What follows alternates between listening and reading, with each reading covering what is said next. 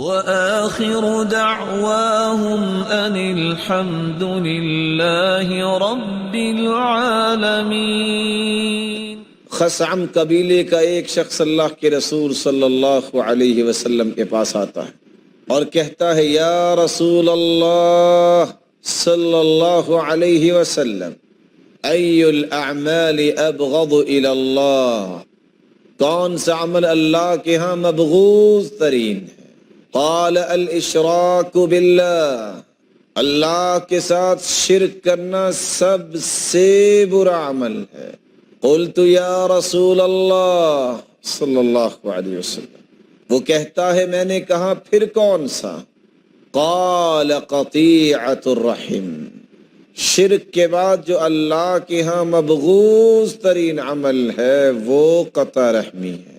اس لیے رسول اللہ صلی اللہ علیہ وسلم نے تو یہاں تک فرمایا، ابو خراش السلمی روایت کرتے ہیں، من ہجر اخاہ سنہ فہو کسفک دمہ، ایک سال تک جو اپنے بھائی سے قطع تعلق رہتا ہے گویا کہ اس نے تو اتنا گناہ کما لیا کہ اس نے اپنے بھائی کو قتل کر دیا۔